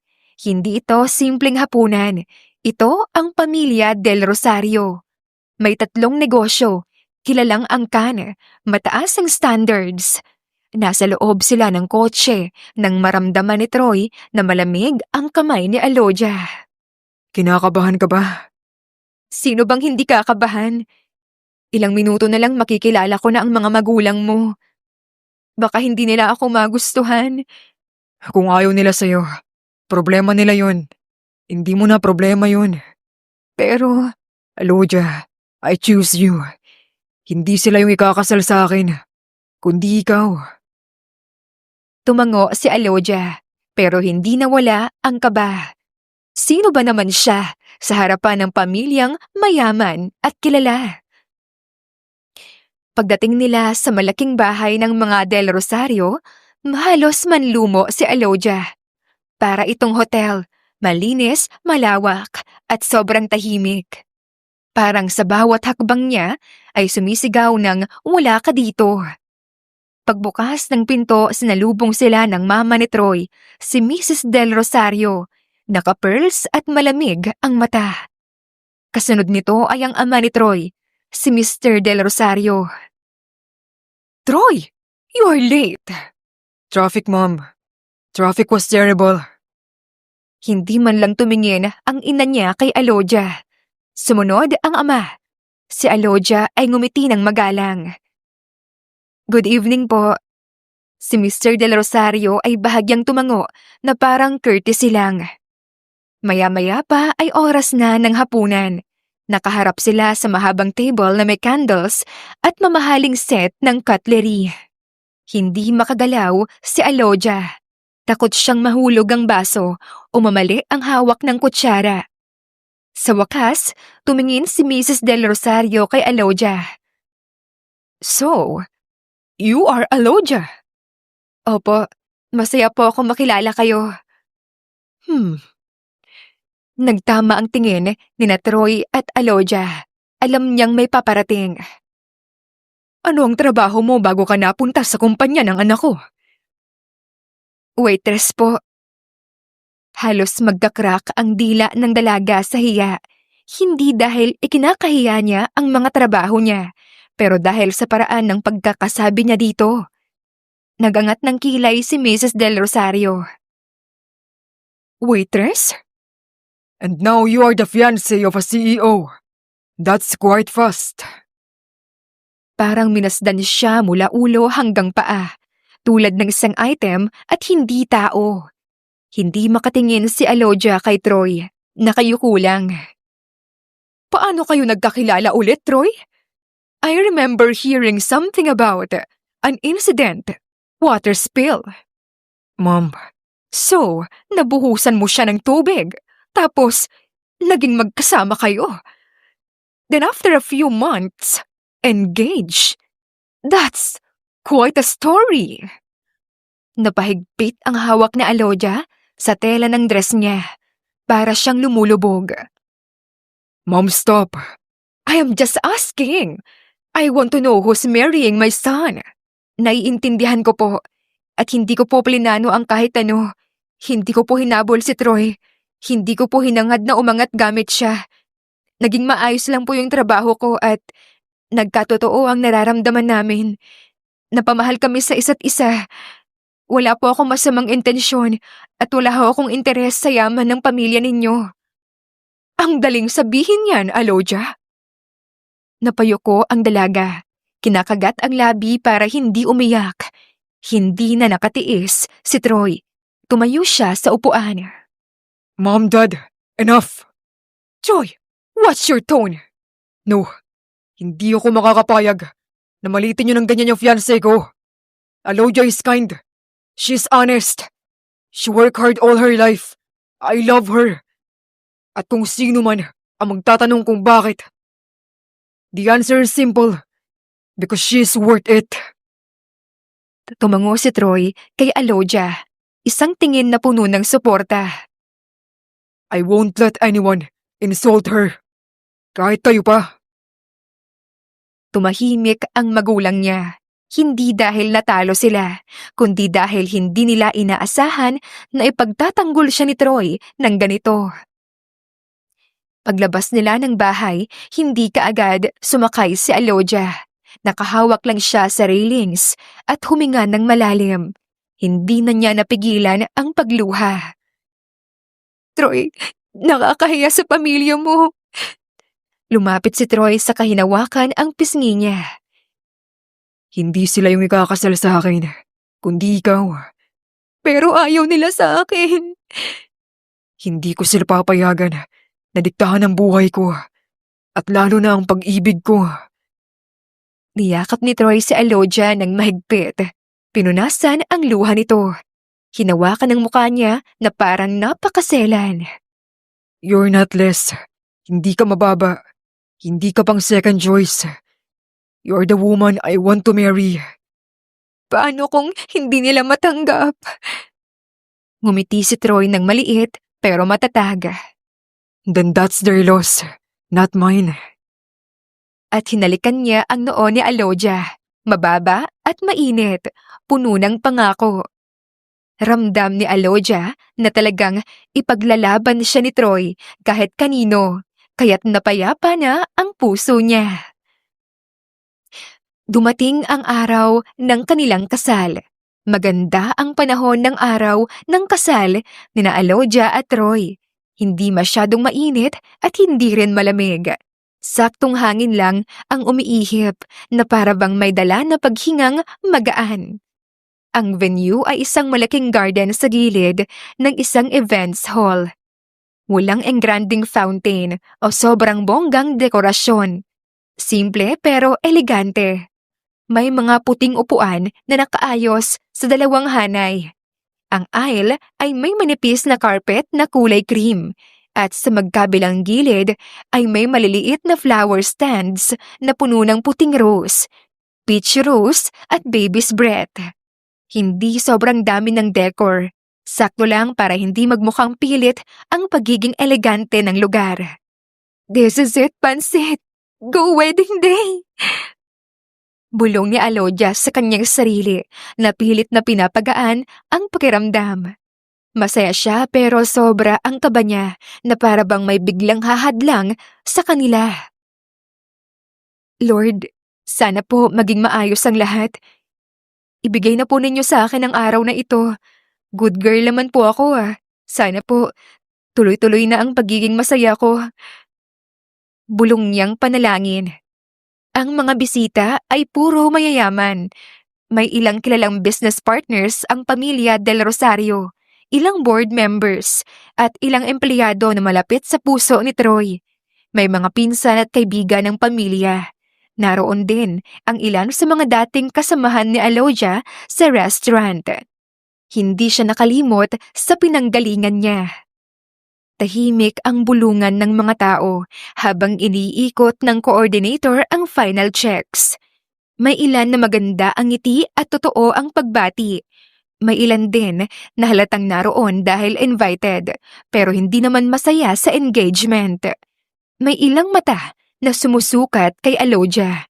May ilang kilay na nakataas pero ngayong araw wala nang mas mahalaga pa kay Aloja kundi ang tao sa dulo ng aisle. Si Troy. Nakaharap siya sa altar. Naka-cream-colored suit. Hindi sobrang puti para hindi masyadong formal tingnan. Napakaganda ng bride ko. Punong-puno ang puso ko. Wala na akong mahihiling pa. Ako na, ang pinakamasayang lalaki sa mundo. Emosyonal niyang bulong sa kanyang sarili. Pinipigilan niyang maluha. Sa kabila namang bahagi ng garden, naroon si Aloja sa bridal holding room.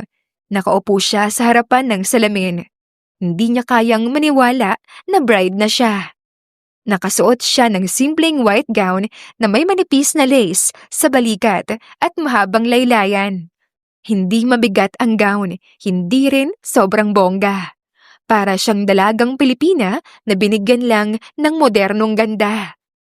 Tinawag na siya ng coordinator dahil magsisimula na daw ang seremonya. Parang huminto ang mundo ni Aloja. Tumayo siya at dahan-dahan na humakbang papalabas. At nang tumingin siya sa dulo ng aisle, nakita niya si Troy. Si Troy na nakatitig sa kanya na para bang siya lang ang tao sa lugar na yon. Nagsimula siyang lumakad. Tahimik ang lahat. Tanging hakbang niya lang at ang malambot na tunog ng violin ang naririnig. Hindi niya naramdaman ang kaba. Hindi niya naramdaman ang hiya. Tanging ang tibok lang ng puso niya ang nararamdaman. Nang makarating siya sa harapan, inabot ni Troy ang kamay niya. Mainit ang palad nito. You look beautiful. Ikaw rin, ang gwapo mo. Napangiti si Troy. Kapag titignan mo sila, hindi sila mukhang CEO at admin assistant. Mukha silang dalawang taong pinagdugma ng pagkakataon na hindi nila hiniling pero binigay pa rin sa kanila. Maiksi pero madamdamin ang seremonya. Pero bago yun, matapos, ihinayaan sila ng pari na magbigay ng kanilang wedding vows. Huminga si Troy ng malalim. Tumingin siya kay Aloja na parang walang ibang tao sa paligid. Aloja, nung una kitang makita, hindi ko naisip na magbabago ang buhay ko. Hindi kita pinili dahil kailangan kita. Pinili kita dahil sa harapan mo, nagiging mas mabuting tao ako. Pinipili kita ngayon, bukas at araw-araw pagkatapos nun. Umiyak si Aloja bago pa makapagsalita pero ngumiti rin. Troy, hindi ko inakala na may magmamahal sa akin ng ganito. Hindi ako perpekto, pero buong puso kong ibibigay sa'yo ang lahat. Hindi ko kayang palitan ng mundo mo, pero pangako, hindi kita iiwan sa hirap, sa gulo, at sa lahat ng darating sa buhay natin. Mula sa crowd, may mga umiyak, may mga ngumiti, may mga kinilabutan. Tumingin siya kay Troy ng buong puso at doon siya hinalikan ng binata.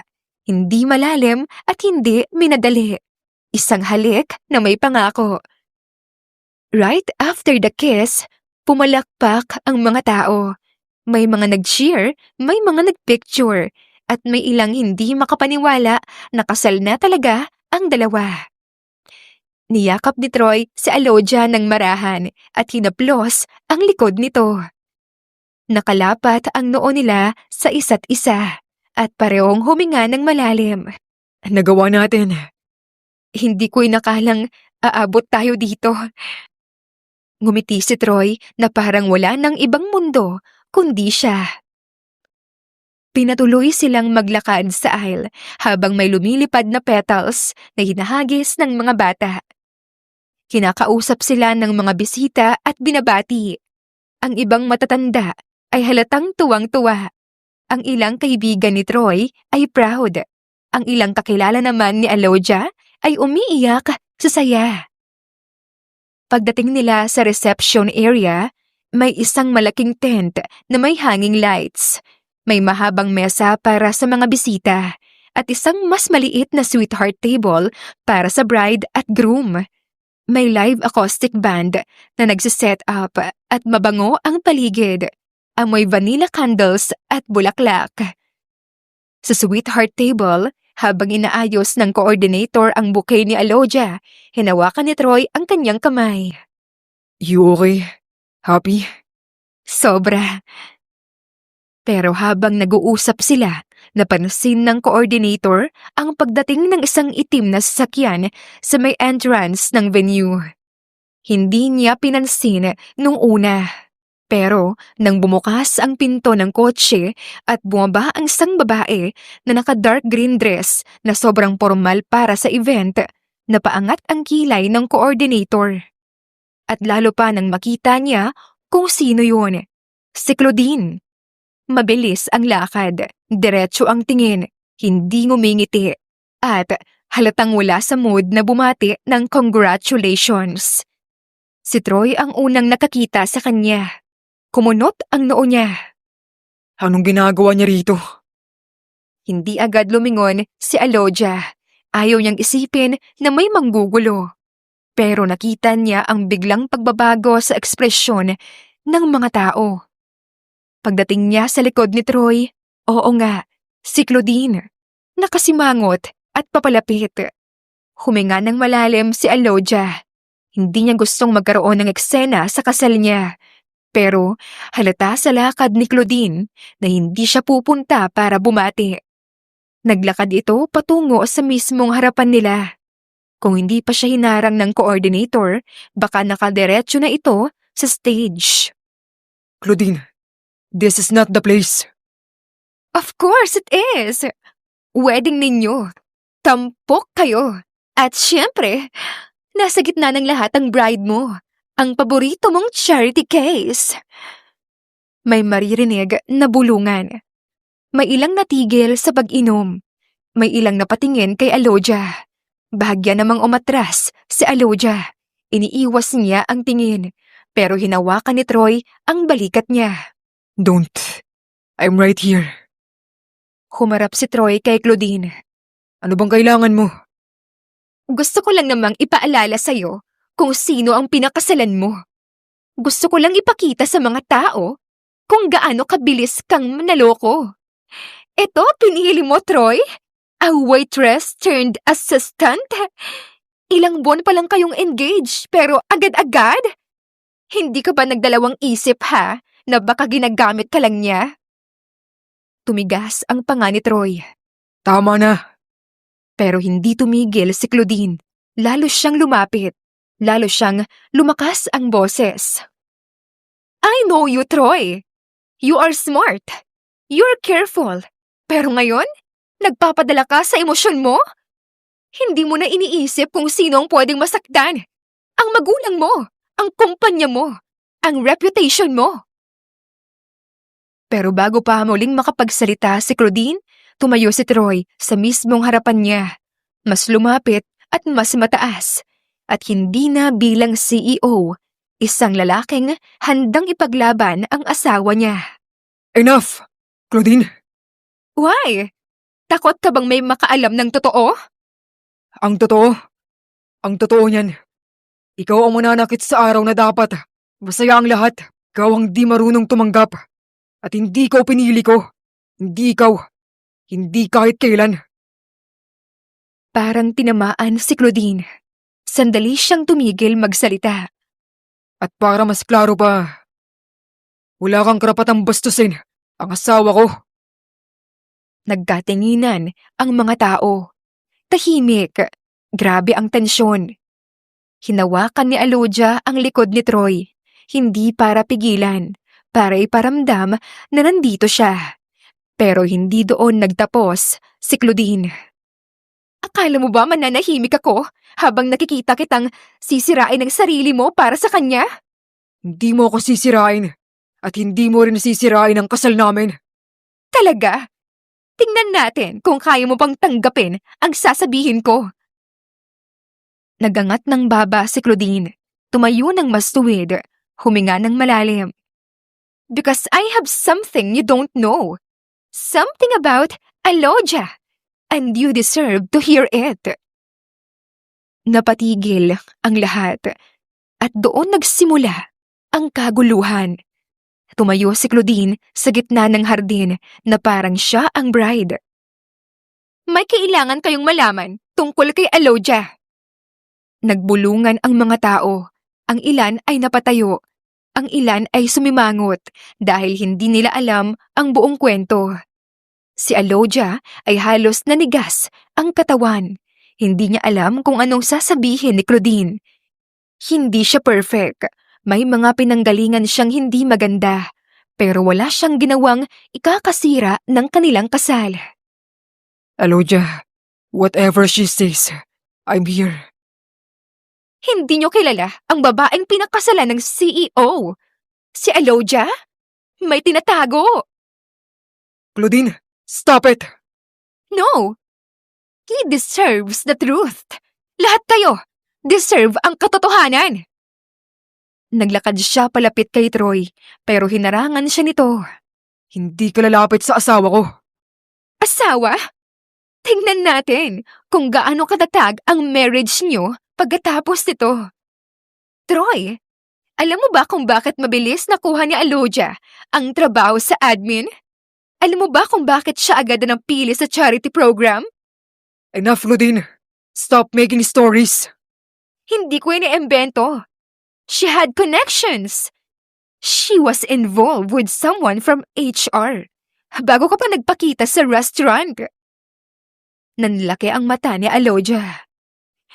Hindi yan totoo. Let me finish. Siya ang dahilan kung bakit mabilis siyang nakuha. She flirted her way in. Ginamit ang pagiging kawawa. Then eventually, ginamit ka. Natahimik ang venue. Walang kumilos. Walang makita ang tao kundi ang babaeng sumisigaw ng kasinungalingan at ang bride na parang sinaksak sa dibdib. Hindi ko ginawa yon. I believe you. Pero hindi doon nagtapos si Troy. Lumapit siya kay Claudine. Una, I won't let you nasirain ang araw ng asawa ko. I'm just telling the truth. Hindi. You are liar. Maraming napasinghap. Hindi dahil sa sigaw, kundi dahil sa bigat ng salita niya. Alam kong galit ka. Alam kong hindi mo matanggap na hindi ikaw yung pinili ko. Pero, huwag mong isama si Aloja sa bitterness mo. Troy, Umalis ka na. she betrayed you. No. She's the best thing that ever happened to me. Tumahimik ang lahat. Si Aloja humawak sa bibig niya para pigilan ang hikbi. Kung meron mang tinatago si Aloja, yun ang hirap niya sa buhay. Kung may pinanggalingan man siya, yun ang pagiging totoo. Naglakad pabalik si Troy at tinayo si Aloja. And I will not let anyone humiliate my wife. Namilog ang mata ni Claudine. Hindi siya makapagsalita. Leave. You're making mistake. Tinutulungan lang kita. Ako pa lumalabas na masama. I'm just trying to save you. The only mistake is letting you near her today. May ilang staff ang lumapit kay Claudine. Wala na siyang lugar sa kasal. Huling tingin ni Claudine kay Troy ay puno ng sakit at galit. Pero hindi na iyon ang mahalaga. Umalis siya. Tahimik ang pagtapak ng takong niya sa lupa. Walang nagsalita hanggang sa mawala ang anino niya sa venue. Pagbalik ni Troy kay Aloja, niyakap niya ito ng mahigpit. Troy, nakakahiya. Ang daming tao. Hinawakan ni Troy ang mukha niya. Walang nakakaya sa tao na minahal ko. Pero sinisiraan niya ako. Kahit kanino, hindi ako maniniwala. Ikaw ang pinakasalan ko, hindi ang kanilang opinyon. Napahagulgol si Alodia. I love you. Hindi magbabago yan sa kahit anong kasinungalingan. At doon, sa araw ng kanilang kasal, sa gitna ng gulo at panguhusga, nakita ng lahat, hindi trophy bride si Alodia. Hindi siya kawawang babae. Hindi siya nakisawsaw. Siya ang babaeng minahal ng CEO, ng buong puso. At mas pinili ni Troy ang kabutihan ng puso niya kesa sa reputasyon. Pag-alis ni Claudine at pagkabalik ng katahimikan sa garden, muling nagsimula ang reception. Sinubukan ng coordinator ibalik ang magandang daloy ng programa, pero ramdam na may bigat pa rin sa hangin. Hindi man halata ng iba, si Alodia at Troy ay parehong pagod, hindi sa oras, kundi sa emosyon. Pagkatapos ng ilang picture taking at pagbati mula sa mga bisita, nilapitan sila ng coordinator. Troy, Alodia, may private room kayo sa loob ng events hall. Kung gusto nyo munang magpahinga, kahit sandali. Nagkatinginan ang mag-asawa. Hindi sila nag-usap, pero sabay silang tumango. Parehong kailangan nila ng sandaling makalayo sa mga mata at bulong. Pumasok sila sa private room. Tahimik ang loob ng room. May maliit na sofa, isang mesa na may tubig at tuwalya, at soft yellow lights na hindi masakit sa mata. Pagpasok nila, dahan-dahang sinara ni Troy ang pinto. Walang salita at walang tanong. Paglapit ni Troy, bigla na lang huminga ng malalim si Alodia at napaupo sa may sofa.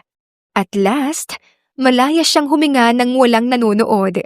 Walang balakid sa kanyang kaligayahan. Hindi ko alam kung paano ko kinaya yun. Umupo si Troy sa kanyang tabi. Hawak niya ang kamay ni Alodia na parang kapag binitawan siya ay babagsak ito. You were strong. Hindi ako strong. Sobrang takot ako, no? Ang sakit ng sinabi niya. Pero mas natakot ako na baka kahit isang saglit, magduda ka sa akin. Never. At hindi mangyayari yun. Huminga ng malalim si Alodia. Listen to me. I choose you. Hindi dahil sa trabaho mo. Hindi dahil sa drama. Hindi dahil sa kung anumang chismis ang binabato nila. Pinili kita dahil mahal kita. Yun lang. Tumulo ang luha ni Alodia, pero hindi tulad kanina. Hindi iyon lungkot ng takot. Luha iyon ng ginhawa, ng peace, ng pag-ibig na hindi niya akalain na posible. Troy, hindi ko deserve ang lahat ng ito. Alodia, you deserve the world. Pero ako muna ang nagbibigay. One piece at a time. Ang corny mo ah. Para lang sa'yo. Umupo si Troy sa kanyang tabi at dahan-dahan siyang hinila palapit. Hindi ito malalim na halik o padalos-dalos na yakap. Simpleng pagdikit ng noo at paghalo ng hinga. Sorry sa nangyari. Sorry na sa araw na dapat perfect. May nanggulo pa. Hindi mo kasalanan yon. Kahit kailan, hindi mo magiging kasalanan ang pagkatao ko. I'll protect you. Always. Hindi mo kailangang protektahan ako sa lahat ng bagay, Troy. Ang kailangan ko lang, kasama kita. Kahit hindi mo ako ipagtanggol, yung paghawak mo lang sa kamay ko, sapat na. Kumunot ang noo ni Troy sa lambot ng sinabi niya. Hinaplos niya ang pisngi ni Alodia gamit ang daliri niya. Pero gusto ko pa rin. Alam ko. Dahan-dahang humilig si Alodia sa balikat ni Troy. Pagkalipas ng ilang minuto, itinaas ni Troy ang baba ni Alodia at tinitigan siya. Misis na kita. Para siyang tinamaan sa puso. Yung sweet, hindi nakakasakal. Yung kilig na may kaunting tama sa puso. Oo, mister na kita. Gusto kitang halikan ng matagal. Pwedeng-pwede naman. Si Troy ay ngumiti at marahang kinabig ang bewang niya. Pero hindi minadali. Parang tinatanong ng bawat galaw kung okay lang. Kasi gusto ko munang huminga ka ng maayos. Hindi ko hahalikan ang isang taong pagod at sugatan ng puso. Troy, ang taas ng respeto mo sa akin. Hindi respeto lang. Mahal kita. At doon niya ito hinalikan. Gumanti naman ang dalaga. Tila ba ang naipong emosyon ay kanila nang pinakawalan. Ang isang simpleng halik ay naging matagal, naging mainit, hanggang sa hindi na nga nila napigil ang kanilang mga sarili. Sa mismong private room na iyon ay pinagbigyan na nila ang isang bagay na matagal na nilang gusto pero pilit na pinipigilan. Ilang sandali pa ay nakakalat na ang wedding gown at suit ni Troy sa sahig. Naiwan sila na nasa sofa at pinamamalas ang pagmamahalan nila para sa bawat isa. Kasal na sila kaya wala nang makakapigil pa sa kanilang nararamdaman. Misis na kita. Pwede na ba ito o hindi pa? Pilyong tanong ni Troy. Pwedeng-pwede naman. Pagkatapos nila sa private room, dahan-dahang bumalik sina Alodia at Troy sa reception. Huwag nating tapusin to sa reception. Parang bitin ako. Gusto ko ng round 2. Agad naman siyang sinita ni Alodia, pero natatawa ito. Huwag kang maingay dyan, nakakahiya. Tara na. Meron ba namang reception na wala ang bride at groom? Maghintay ka na lang. Nagsimula ng tumugtog ang mellow acoustic music at ang mga bisita ay nagbabalik sa kanilang tables. Nang makita ng crowd ang bagong kasal na magkahawak kamay, unti-unting nagkaroon ng palakpakan. Hindi maingay, hindi pilit, pero totoo. Tumayo ang mga kaibigan, ang ilang staff at maging ang mga taong kanina lang ay nagdududa. Hindi dahil bigla silang nagbago sa isip, kundi dahil nakita nila kung paano ipinaglaban ni Troy si Alodia. At nakita nila kung paanong tumayo si Alodia nang hindi nasisira, kahit ilang beses siyang sinubukang pabagsakin. Tumugtog ang isang mabagal na kanta. Si Troy ay tumayo at inabot ang kamay ni Alodia. Mrs. Del Rosario. Namula si Alodia. Hindi ako sanay marinig yan. Masasanay ka din. Dahan-dahan silang sumayaw sa gitna ng reception. Hindi nila narinig ang mga tao sa paligid. Hindi nila ramdam ang mga matang nakatingin. Para bang silang dalawa lang ang nasa ilalim ng mga ilaw. Troy, kahit may nangyari kanina, masaya pa rin ako. Hindi ko papayagang sirain ng kahit na sino. Ang araw mo. Hindi mo kailangang gawin yun. Enough na yung kasama kita. Humigpit ang hawak ni Troy sa bewang ng asawa. Pero gusto kong ipakita sa mundo na hindi kita iiwan. Kahit anong mangyari. Napayakap si Alodia sa leeg niya. Kailangan niyang maramdaman ang tibok ng puso nito. Habang kumukuha ng dessert ang mga bisita, naglakad si Troy palapit sa sweetheart table nila para kunin ang jacket niya. Si Alodia naman ay sandaling nakaupo. Tinitingnan ang mga ibinigay na sulat at regalo. Lumapit si Mrs. Del Rosario. Hindi masungit ang muka, hindi rin masaya. Nakatitig na siya sa babaeng pinili ng kanyang anak. Alodia! Good evening po. Tahimik si Mrs. Del Rosario ng ilang segundo, parang may binabasa sa muka ng dalaga. I was harsh. Hindi madali para sa magulang na makita ang anak na gumawa ng desisyon na hindi nila naiintindihan. Pero nakita ko kung paano ka tinitingnan ni Troy. He looks at you the way his father looks at me.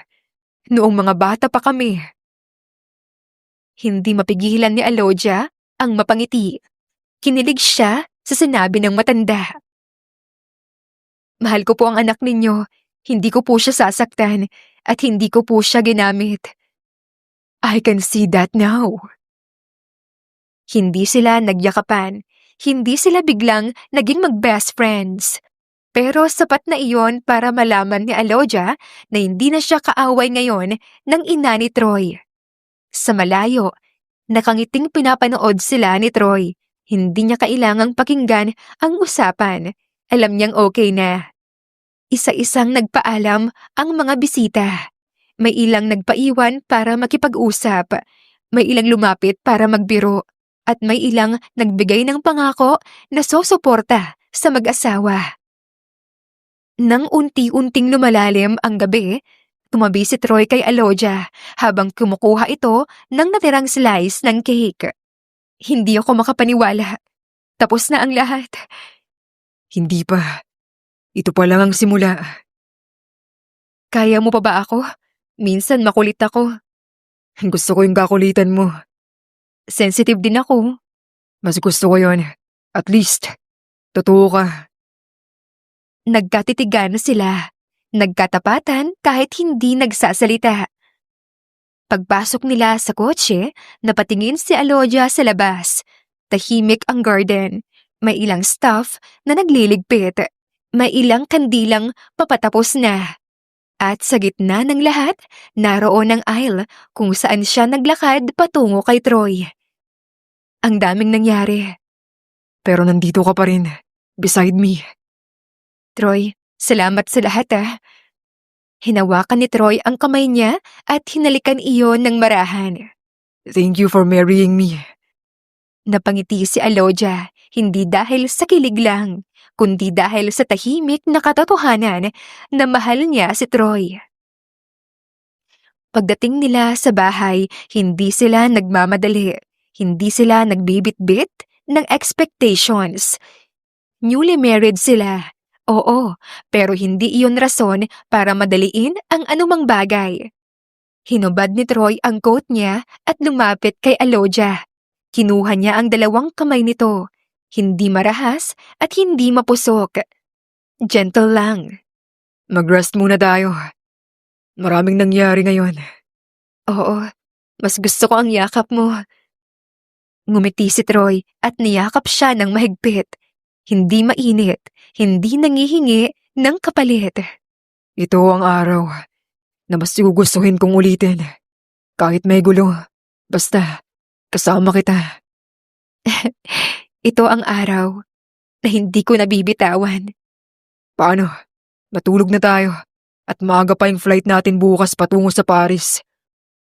Para sa honeymoon natin, doon na natin ituloy yung part 2 ng loving-loving natin. Pili yung saad ni Troy, sabay kumindat sa asawa. Sa kabila ng inggit, chismis, panguhusga at gulong sinimulan ni Claudine, si Troy at Alodia ay nakatayo ng magkasama. Hindi perpekto ang kanilang love story. Hindi madali, pero totoo. At sa wakas, matapos ang araw ng kanilang kasal, sa gitna ng ilaw, bulaklak, luha, halik at gulo, natapos ang laban ng mundo, laban sa kanila. At nagsimula ang laban nilang magkasama, laban sa mundo. Sa huli ay payapa pa rin ang lahat at naging masaya pa rin sila. Kaya sa mga listeners natin, magsilbing aral sana ang kwento ng buhay ni Alodia at Troy. Marami tayong pagdaraan ng mga pagsubok sa buhay. Minsan, parang mas masarap na lamang bumitaw. Pero maging matatag lamang tayo.